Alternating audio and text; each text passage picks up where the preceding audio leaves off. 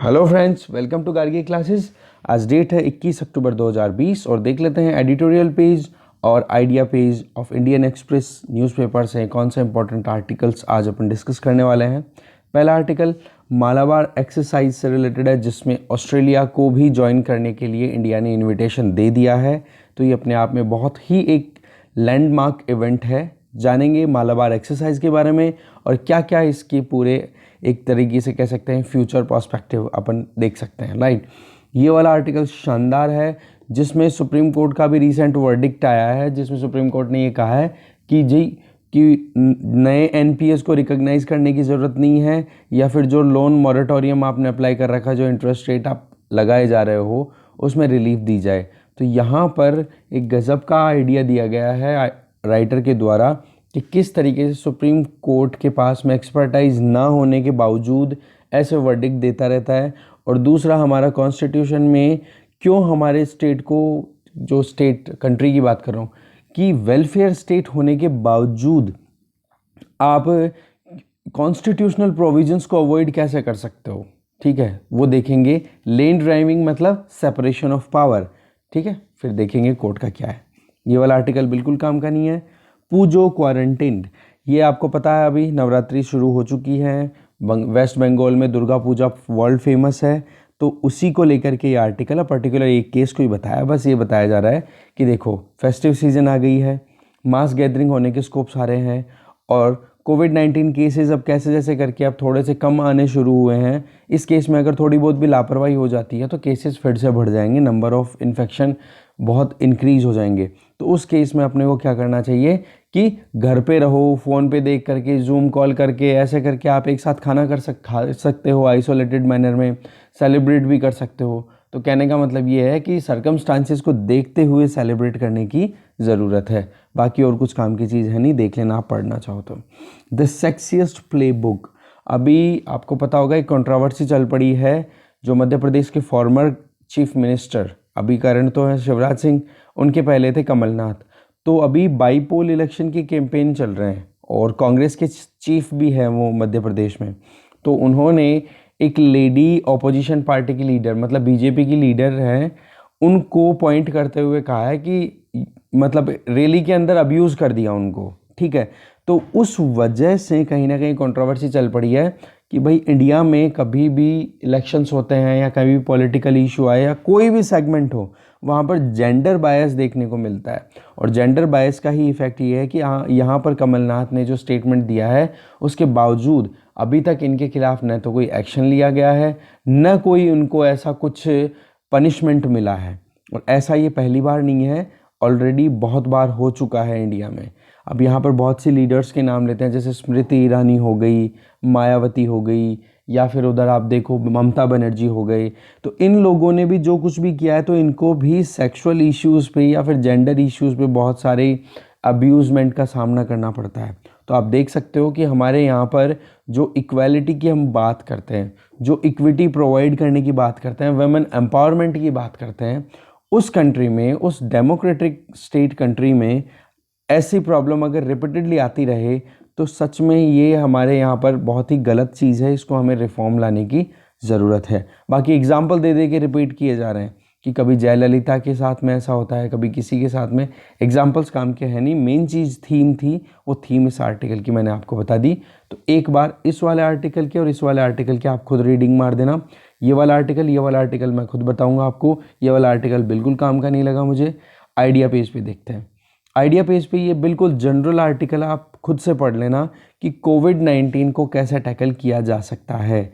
Lockdown नहीं लगा था तब उसके पहले क्या हाल थे हमारे, बिल्कुल कुछ भी नहीं था, न वेंटिलेटर्स थे, न पीपीई किट्स हमारे यहाँ पे प्रोड्यूस होती थी।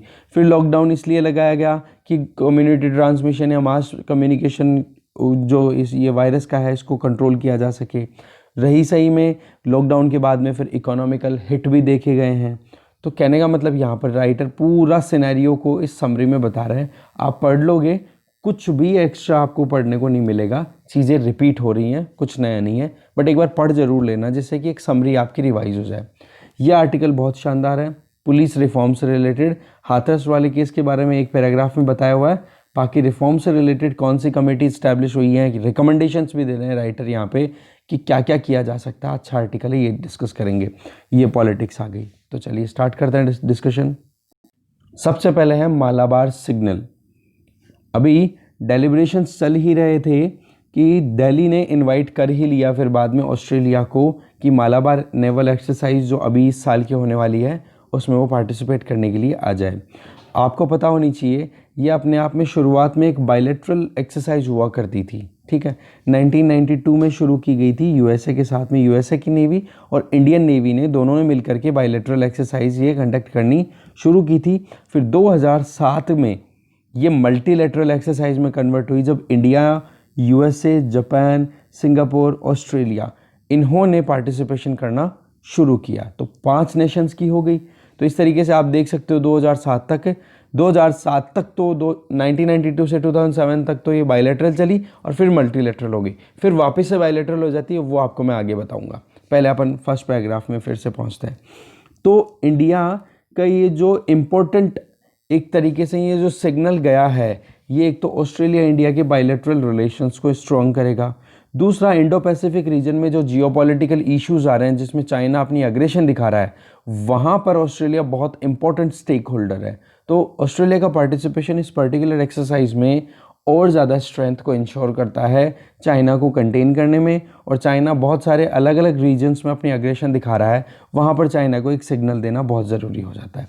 तो इस तरीके से एक नई स्ट्रेटेजिक जियोग्राफिक बनती हुई दिखाई दे रही है, जहाँ पर एक तरफ तो देखोगे तो ईस्टर्न अफ्रीकन कोस्ट है, तो दूसरी तरफ देखोगे तो ईस्ट एशिया वाटर्स है, मतलब पैसिफिक ओशन। तो इंडो पैसिफिक हो गया, ओके।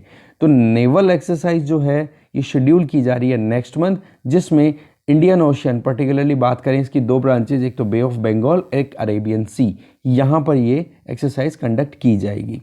आप देखोगे क्वाड्रिलेटरल डायलॉग फ्रेमवर्क जो शिंजो अबे ने 2007 में एक आइडिया दिया था, उसी आइडिया को आज कैरी फॉरवर्ड करते हुए एक मिलिट्री डायमेंशन भी देने की बात हो चुकी है, फाइनलाइजेशन हो चुका है।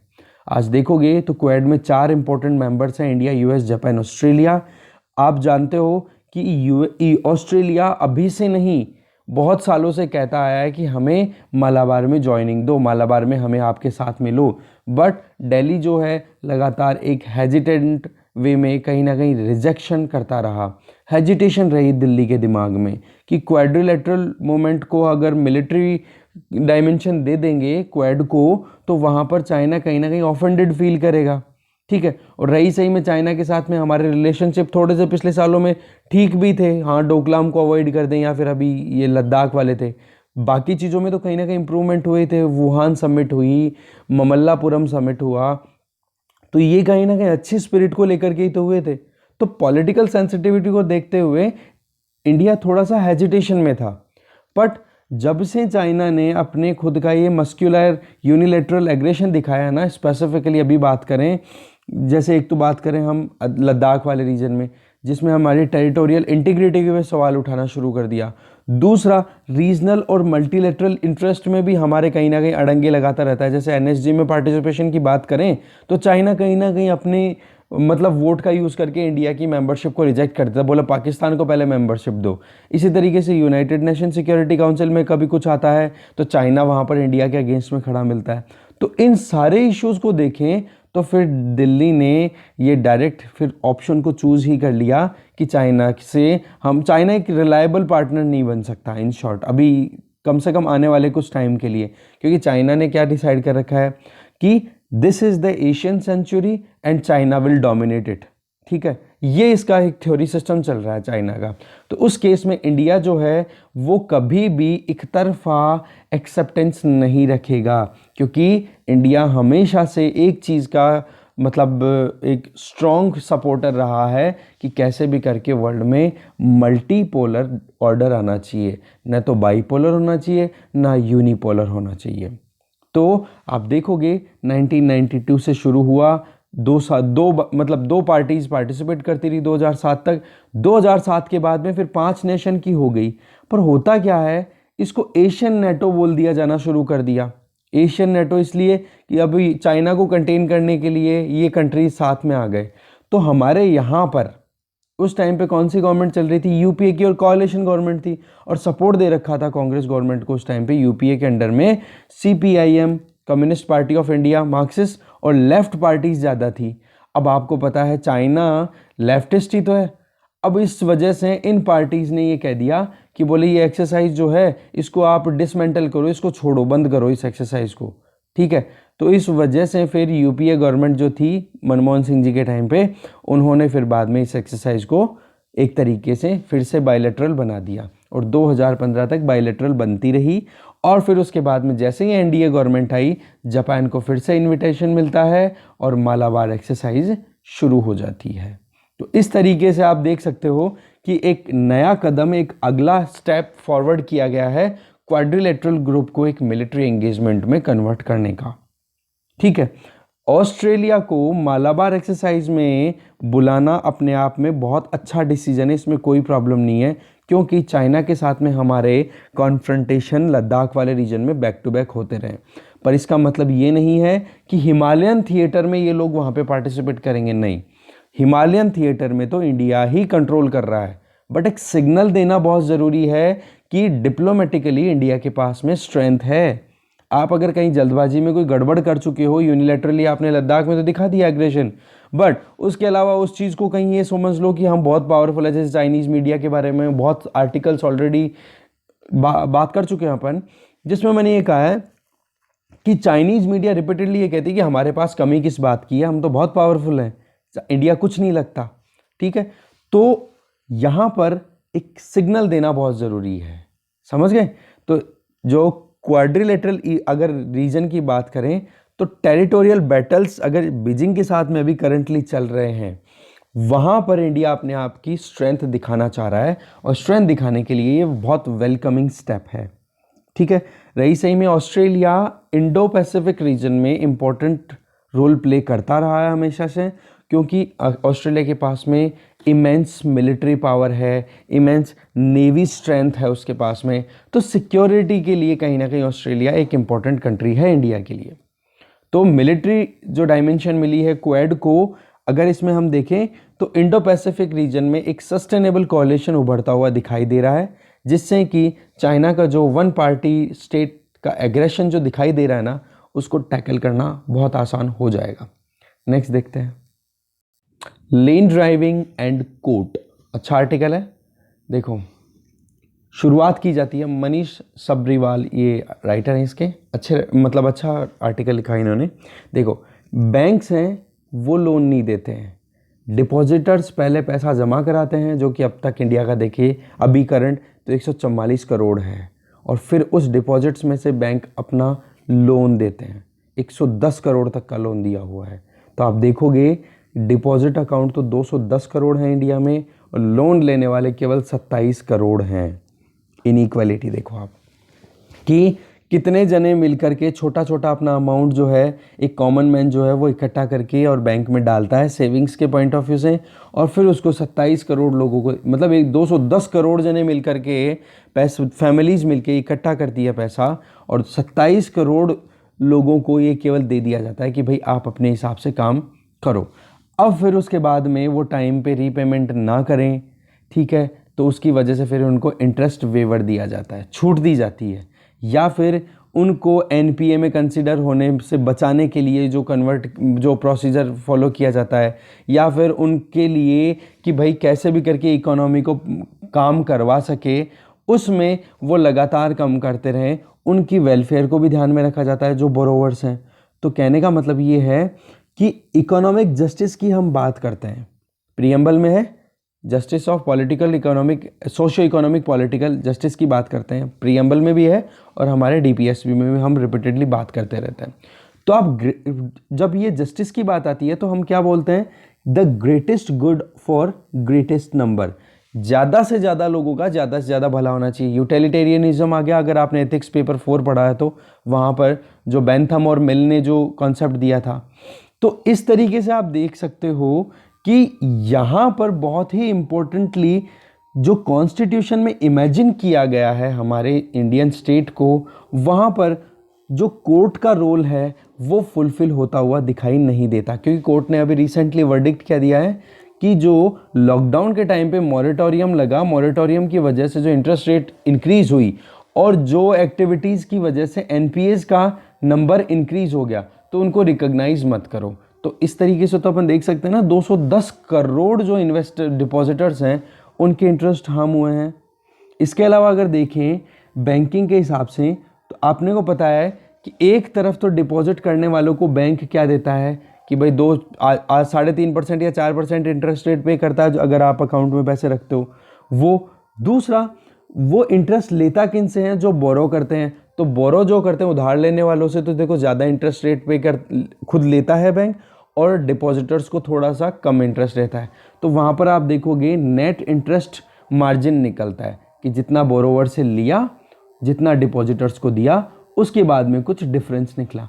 उस डिफरेंस से फिर बैंक अपनी ज़रूरतों को पूरा करता है। जैसे कि कई बार बैड लोन्स को राइट ऑफ भी करना होता है कि हाँ ये लोन तो बिल्कुल ही डूब गया, ठीक है, उसको फिर अपनी बैलेंस शीट से हटा देना।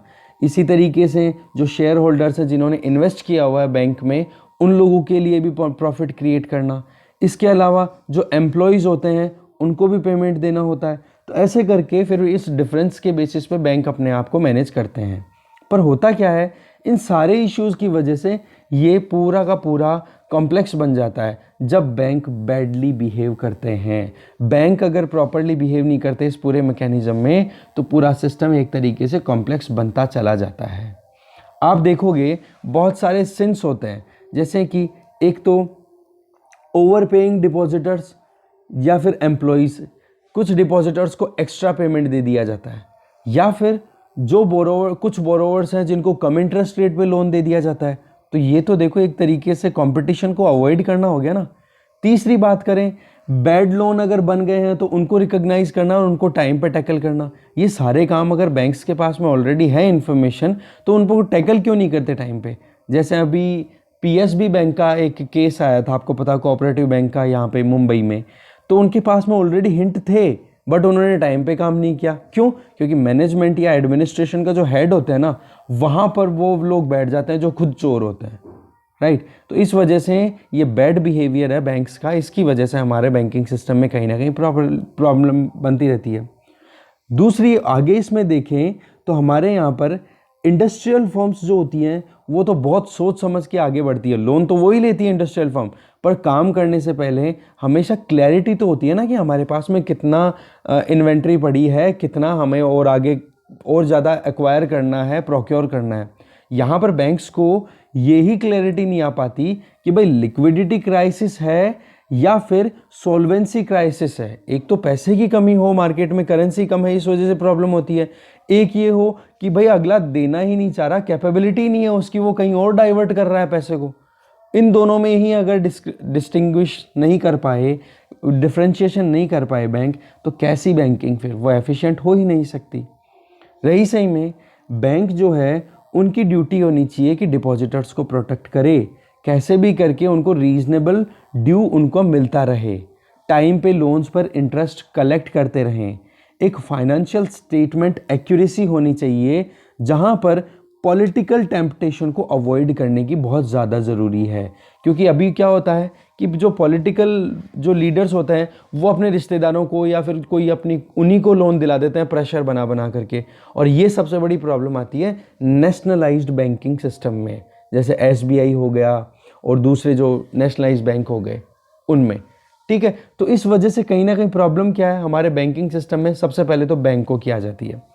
आप देखोगे जितने भी टूल्स हैं उनमें प्रूडेंशियल नॉर्म्स की अगर बात करें कि आगे फ्यूचर में क्या होगा, उसकी हिसाब से देखें तो उसमें गवर्नेंस बहुत इंपॉर्टेंट रोल प्ले करती है।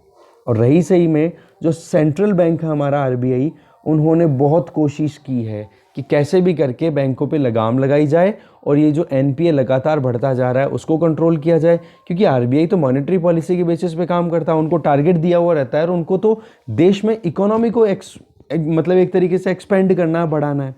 तो कोर्ट ने भी आरबीआई को क्या बोल दिया कि बोले कोविड-19 के टाइम पे आप जो डिफ़ॉल्टर्स हैं, लोन डिफ़ॉल्टर्स हैं, जिन्होंने लोन का टाइम पे रिपेमेंट नहीं किया, उनकी आम को आप इतना ज़्यादा मत मरोड़ देना कि कहीं वो टूट जाए। अब यहाँ पर बैंक के पास में एक्सपर्टाइज थोड़े ना है, तो इस केस में आरबीआई तो अपने हिसाब से टैकल कर रहा था, बट यहाँ पर बैंक ने इंटरवेंशन कर दिया। तो पॉइंट यहाँ पर ये आ जाता है कि बैंकरप्सी से हम कैसे फाइनेंशियल स्टेबिलिटी लेकर के आ सकते हैं, बहुत मुश्किल है। आज एक एवरेज इंडियन एंटरप्राइज की बात करें, एमएसएमई या फिर स्मॉल से बात करें, स्मॉल लेवल की बात करें, तो उनके पास में ओवरऑल जो क्रेडिट टू जीडीपी रेशो की बात करते हैं, ठीक है, कि टोटल जीडीपी इंडिया की कितनी है और उसमें क्रेडिट कितना जा रहा है, ये एक डेवलपमेंटल बेसिस पे देखा जाता है कि जिस देश में जीडीपी के रेशो के बेसिस पे देखें और क्रेडिट कितना दिया जा रहा है वो उतना ही एडवांस्ड है। तो इंडिया में लगभग 50% है फॉर एग्जाम्पल, ठीक है। अब बिहार जैसे स्टेट में तो केवल 12% ही है, जीएसडीपी का 12% ही है, अरुणाचल प्रदेश में केवल 1% है, और एमएसएमईज की पर्टिकुलर बात की जाए तो उनको तो केवल 20 लाख करोड़ रुपए मिलते हैं, समझ लो। तो यहां पर जरूरत है कि एक 100% राइज हो, 40 लाख करोड़ तक का एमएसएमईज को लैंडिंग होनी चाहिए, पर वही बात, लेने वाले कितने उधार, केवल 27 करोड़ अकाउंट। तो बड़े बड़े बिजनेस हाउसेज हैं, केवल वो ही लोन लेते हैं, बाकी छोटे वालों को तो मिलता भी नहीं है। तो एक यहाँ पर भी आप पार्शियलिटी देख सकते हो। हमारे यहाँ पर आप देख सकते हो कि लोअर इन्फ्लेशन इतनी ज़्यादा नहीं है as compare to other countries. दूसरी तरफ फिस्कल डिसिप्लिन की बात करें, जहाँ पे गवर्नमेंट इंटरवीन करने की कोशिश करती है, तो एक कंपटीशन नहीं आ पा रहा है प्रॉपर। जब कंपटीशन दो बैंकों के बीच में, 5-6 बैंकों के बीच में प्रॉपर कंपटीशन नहीं होगा, तो वो देखो हर जगह पे अपने हिसाब से काम करना शुरू कर देंगे, मार्केट डिमांड के हिसाब से काम नहीं करेंगे। तो कहने का मतलब यही है, बैंकिंग सिस्टम में कंपटीशन आना बहुत ज़्यादा ज़रूरी है। रही सही में अगर अपन देखें तो हमारे यहाँ पर बैंकिंग सिस्टम में बहुत ही ज़्यादा बैड लोन्स है, एक तो ये प्रॉब्लम है। दूसरी, हमारे यहाँ पर जो फाइनेंशियल स्टेटमेंट जो होते हैं ना, उनमें अनसर्टेनिटी आती है। वही कभी वेवियर कर देते हो फार्मिंग लोन का, कभी बैड लोन अकाउंटिंग को आप हटाना चाहते हो, राइट ऑफ करते हो। तो ऐसे हमारे प्रॉब्लम क्या है, एक तो बैड लोन की है, एक फाइनेंशियल स्टेटमेंट में अनसर्टेनिटी, क्योंकि वही चीज़ें फाइनली कि जो कागज़ बोलेगा, जो डॉक्यूमेंट बोलेगा, वही कंसिडर होता है, ठीक है। तो इस हिसाब से इन दोनों चीज़ों की प्रॉब्लम को हमें सॉर्ट आउट करना चाहिए, इन पे ध्यान देने की ज़रूरत है। इसके अलावा अगर देखें क्रेडिट अवेलेबिलिटी की बात की जाए तो ये अपने आप में बहुत इंपॉर्टेंट है। तो हमारे यहाँ पर प्रॉब्लम क्या है, एक तो क्रेडिट अवेलेबिलिटी कम है, बढ़ नहीं रही है, और दूसरी क्रेडिट अवेलेबल भी है तो उसकी कॉस्ट बहुत ज़्यादा है। कहने का मतलब इंटरेस्ट रेट बहुत ज़्यादा है। तो पॉइंट क्या आ रहा है कि हमारे यहाँ पर कंपटीशन को प्रमोट करने की ज़रूरत है। एक कंसिस्टेंट रेगुलेशन होना चाहिए, एक इफेक्टिव सुपरविजन होना चाहिए, और एक सस्टेनेबल नॉन फिस्कल सिस्टम होना चाहिए। ऐसा नहीं कि हर केस के अंदर गवर्नमेंट आकर के ही बचाए, यस बैंक की तरह, समझ गए। तो इस तरीके से नहीं चलेगा। हमारे यहाँ पर कंपटीशन होगा तो वो बहुत सोच समझ के आगे काम करेंगे, ठीक है। इसी तरीके से इंटरेस्ट का वेवियर दिया जाता है इंटरेस्ट रेट पे, तो उससे भी तो कहीं ना कहीं बैड लोन की रिकॉग्निशन को आप अवॉइड कर रहे हो। ये तो इकोनॉमिकली इग्नोरेंट एटीट्यूड हो गया आपका, कि आप चाहते हुए भी, जानते हुए भी आप इकोनॉमी को इग्नोर कर रहे हो कि भाई प्रॉब्लम कहाँ है, उसको सोल्यूशन निकालें। क्योंकि आज इंडियंस की अगर बात करें तो 20% डिपॉजिटर्स की बात कर लो और बोरोवर्स हैं एक तरफ 2%, ठीक है। नंबर और परसेंटेज में देखो तो डिपॉजिट तो करने वाले 20% है और बोरो करने वाले केवल 2% है। तो आप देख लो गैप कितना है। और इस केस में अगर आप बैड लोन को रिकॉग्नाइज नहीं करोगे तो 20% लोगों की कितनी परेशानी हो जाएगी। तो यूटिलिटेरियनिज्म का तो अगेंस्ट हो गया ना ये पूरा का पूरा जो प्रिंसिपल शुरू में मैंने बोला, क्या कि मैक्सिमम लोगों को मैक्सिमम बेनिफिट पहुंचना चाहिए। तो मैक्सिमम तो 2 से तो 20 ज़्यादा है ना, तो 20 को बेनिफिट पहुंचना चाहिए, आप 2 को पहुंचाने में क्यों लगे हो। और यही प्रॉब्लम है। इसी वजह से हमारे यहाँ पर 1% जो हाईली रिच लोग हैं उनके पास में, हमारे इंडिया में मोर देन 40% वेल्थ। आप सोच सकते हो कितना ज़्यादा इनइक्वालिटी है। रही सही में कॉमर्शियली अगर मतलब इग्नोरेंट हम लगातार बने रहे और आगे हम चले 1 साल में पूरे में, तो एक इफेक्टिव रेट को फाइनलाइज करने में भी प्रॉब्लम आती है। कहने का मतलब economically and commercially ignorance is not okay for better economic perspectives, समझ गए। तो यहाँ पर आप देखते हो कि सारा इकोनॉमिक जस्टिस कहीं ना कहीं बिगड़ता हुआ दिखाई दे रहा है। आज अगर देखोगे तो ये जो लोन जा रहे हैं, आप यहाँ पे 2% की बात ही कर रहे हो, 27 करोड़ लोगों की बात ही कर रहे हो, 27 करोड़ अकाउंट्स की बात कर रहे हो जो बोरो करते हैं। बट वो फंडिंग कहाँ से आ रही है? बैंक्स को, जहाँ पे हेल्थ पे, एजुकेशन पे, स्किल एक्सपेंडिचर पे, इन पे जहाँ पे करना चाहिए पैसा खर्च, उस केस पे वहाँ पे दूसरे लोग ले जाते हैं और इस वजह से इनइक्वालिटी और ज़्यादा बढ़ती चली जाती है। सेंट्रल गवर्नमेंट अगर अपनी तरफ से देखे तो एक्सपेंडिचर 29 लाख करोड़ तक कर सकती है। तो फंड्स की स्कैर्सिटी रहती है इन पूरे इश्यूज के लिए जो कि एक गवर्नमेंट को टैकल करनी चाहिए। दूसरी तरफ आप देखोगे तो फ्रेजाइल इकोसिस्टम है पूरा फिस्कल का, क्योंकि हमारे यहाँ पर फिस्कल डेफिसिट ऑलरेडी 12% पहुँच चुका है। तो ऐसे देखोगे तो हमारे यहाँ पर रिसोर्सेज फिक्स हैं, ज़्यादा नहीं है, नंबर एक, कम है और फ्रेजाइल है। ये बहुत बड़ी प्रॉब्लम है। और उस केस में ये देखो आप कि आप 2% लोगों को लोन दे रहे हो और उन 2% लोगों के लोन की जब रिकवरी की बात आती है तो फिर कोर्ट ये कह देता है कि भाई आपने जो ये इंटरेस्ट रेट बढ़ा रखी है या फिर आप इनकी आम है इतनी ज़्यादा मत मरोड़ो नहीं कि टूट ना जाए। तो ये तो बहुत गलत हो गया ना। आगे अगर बात करें, गवर्नमेंट की मनी की बात करें, तो हर बार हम देखते हैं कि राइट ऑफ्स की बात कर दी जाती है या इंटरेस्ट रेट की जो बात है, इंटरेस्ट पेमेंट की, उसको डिसफंक्शनल बना दिया जाता है। पॉपुलिज्म, ठीक है, वो भी रिपीटेडली देखने को मिलता है। तो आप देखोगे 2 लाख करोड़ रुपए की फ्रेश इक्विटी अभी नेशनलाइज बैंक्स में डाली गई है, समझ रहे हो, जो कि मिनिस्ट्री ऑफ स्किल के बजट का 40 गुना है। क्यों जी, क्यों आपने इतना बैंकों में पैसा डाला जबकि बैंक तो अपनी सस्टेनेबिलिटी खुद इंश्योर कर सकते हैं? But bad governance, bad performance of the banks, competition नहीं है, प्रोटेक्शन मिल रही है, पेट्रोनेज मिल रही है। इसलिए फिर वही बात, क्यों हमारी इकोनॉमी 1990s में आके कोलैप्स हुई थी जी? क्योंकि गवर्नमेंट की प्रोटेक्शन थी पीएसयूज के पास में। और वही बात, बाप का राज समझ लिया, बस चलते रहे। इसी तरीके से आप देखोगे भूषण स्टील्स का जो डिफॉल्ट का केस आया, वहां पर आप देखोगे तो नेशनलाइज बैंक से ज़्यादा लोन लिया हुआ था उनका। तो वहां पर जो एडजस्टमेंट किया गया, वो एडजस्टमेंट जितना सेंट्रल गवर्नमेंट प्राइमरी एजुकेशन के लिए अलॉटमेंट देती है ना, उससे भी ज़्यादा था। ऐसे ही 12 बड़े बड़े डिफॉल्टर्स जिनको आरबीआई ने आईबीसी के अंडर में पुल किया कि भाई इंसॉल्वेंसी एंड बैंक्रप्सी कोड के अंडर में आपके अगेंस्ट में ट्रायल चलेगा, तो वहां पर आप देखोगे तो सेंट्रल गवर्नमेंट जितना हेल्थ केयर को एलोकेट करती है उसका 4 गुना अमाउंट का केस था वो 12 डिफॉल्टर्स के अगेंस्ट। तो आप देख सकते हो कैसे प्राइमरी एजुकेशन, कैसे हेल्थ सिस्टम, कैसे स्किलिंग जिसकी बात करते हैं, इनोवेशन लेकर के आओ, वहां पर बजट की कमी है और ये फालतू में और चीज़ों की तरफ डाइवर्ट हो जाता है पैसा। तो इस चीज़ को टैकल करना ज़रूरी है। प्राइवेट बैंक्स की बात करें तो वो भी कोई साधु संत नहीं है भाई, वहाँ पर भी बहुत प्रॉब्लम है। क्यों? क्योंकि वहाँ पर जो मैनेजमेंट वाला इशू है ना, गवर्नेंस का, private governance, corporate governance, ethics paper में पढ़ते हो, वो वहाँ पर प्रॉब्लम क्रिएट कर देता है। तो हमें यहाँ पर एक रिफॉर्म लाने की ज़रूरत है, बहुत कुछ सोच समझ के काम करने की ज़रूरत है। हमारे कॉन्स्टिट्यूशन को बनाने वाले जो 299 रिमार्केबल पर्सनैलिटीज़ बैठी थी ना, उन्होंने बहुत सोच समझ करके ही फंडामेंटल राइट्स और डीपीएसबीज को अलग अलग किया था। उन्होंने कोई इस वजह से नहीं कि उनके अंदर महत्वाकांक्षा नहीं थी, एम्बिशंस नहीं थी कि हाँ भाई इंडिया को वेलफेयर स्टेट बनाना है, नहीं, प्रॉब्लम दूसरी थी।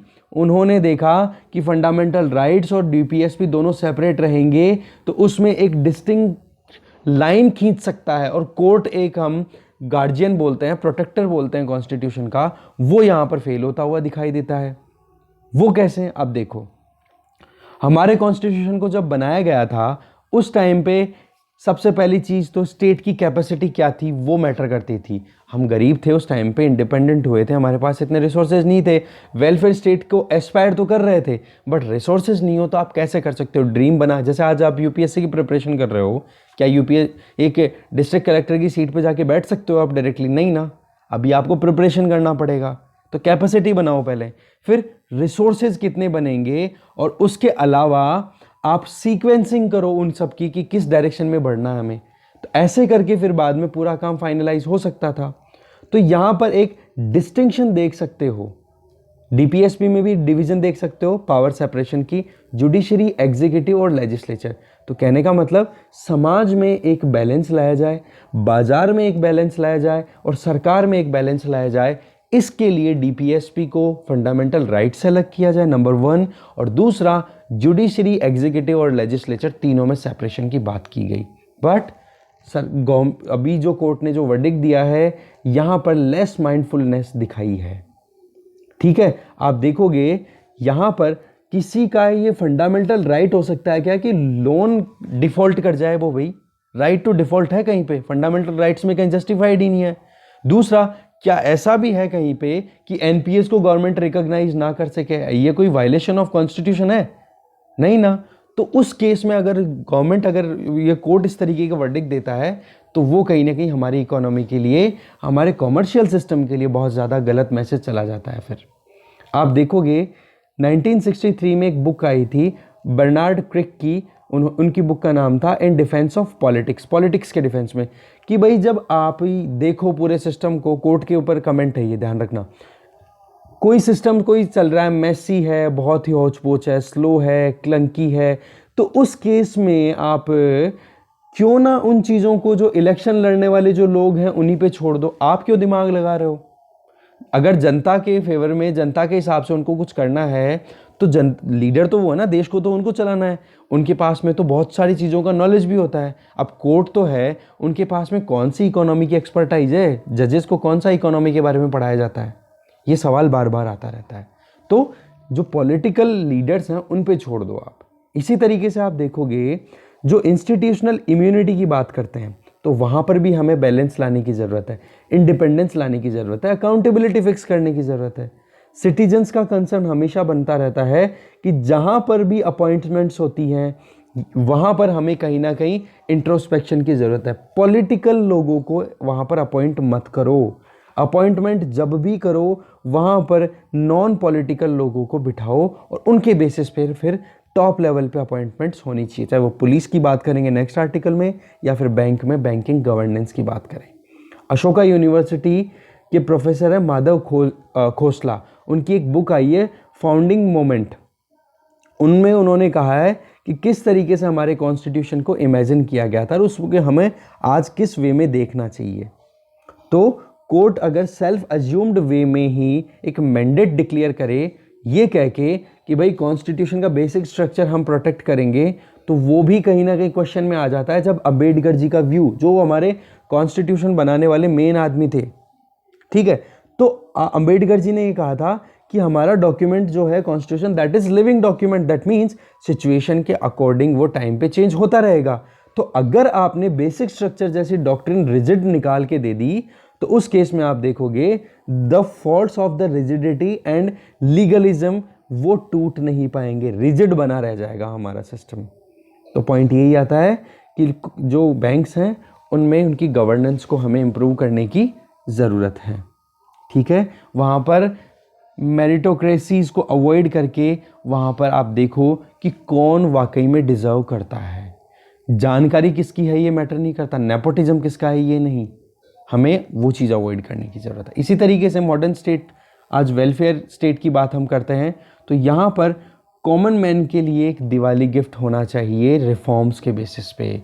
गांधी जी ने भी एक चीज़ कही है कि जब भी कुछ काम करने से पहले आपको लगे, डाउट हो कि यार मैं सही कर रहा हूँ या गलत, आप ये तिलिस्म पढ़ते होंगे, गांधी जी का तिलिस्म एनसीईआरटीज़ में लिखा हुआ रहता है, वही तिलिस्म है कि जब भी कोई काम एग्जीक्यूट करो, ये ऐसे राइटिंग में बहुत अच्छा काम आ सकता है, आप ध्यान रखना। ठीक है, तो गांधी जी ने क्या कहा कि अगर आप कुछ भी करो उससे लेके आपको कंफ्यूजन है तो आप एक चीज़ ज़रूर चेक कर लेना जब भी करो उस काम को, कि पुअरेस्ट इंसान, वीकेस्ट मैन को मेरे उस एक्शन से कोई फ़ायदा हो रहा है या नहीं।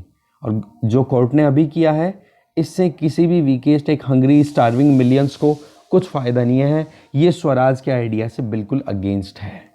ठीक है, नेक्स्ट आर्टिकल देखते हैं।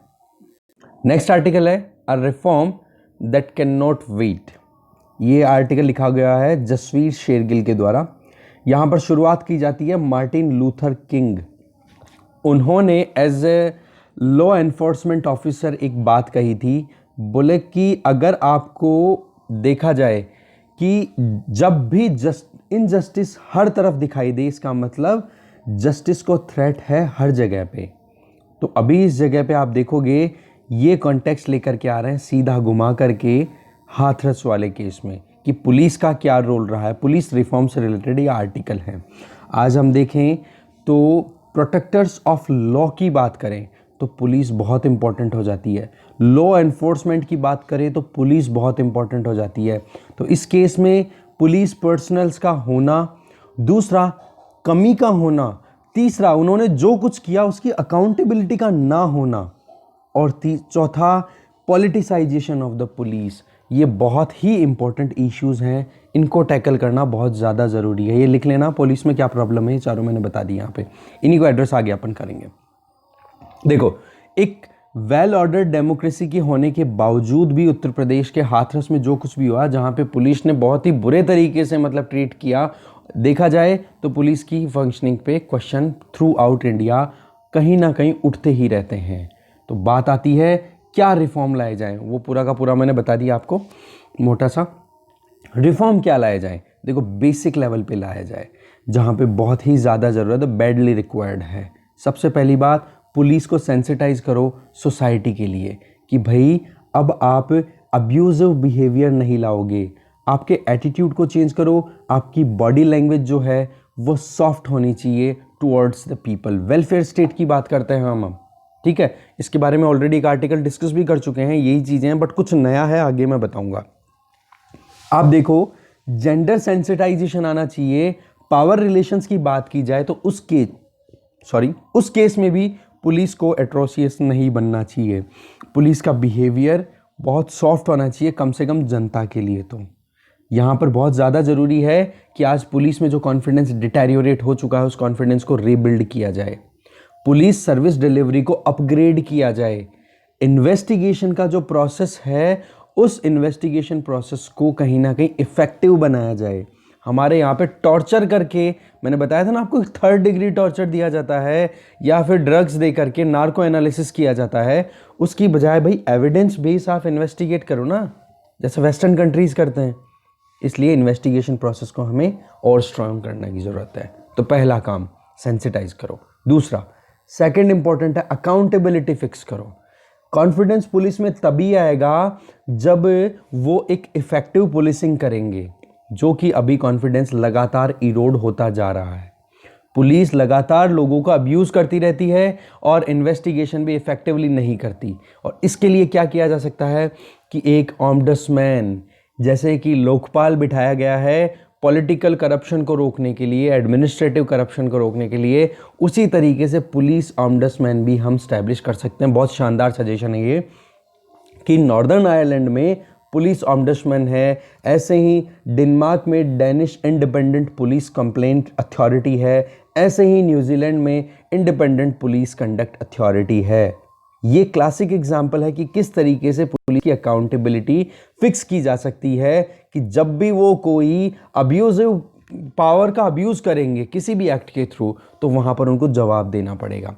और जब अकाउंटेबिलिटी एनहेंस हो जाती है तो पुलिस की लेजिटिमेसी अपने आप ही इंप्रूव हो जाती है, और लेजिटिमेसी इंप्रूव होती है तो पब्लिक का कॉन्फिडेंस भी उनमें आता है। तो यहाँ पर हमें हमारे सिस्टम में एक इंटीग्रिटी लाने की ज़रूरत है, और एक जो कॉन्फिडेंस वीक हो रहा है उसको रीइंफोर्स करने की ज़रूरत है। अकाउंटेबिलिटी को साथ में हमें डीपॉलिटिसाइज भी करने की ज़रूरत है पुलिस सिस्टम को।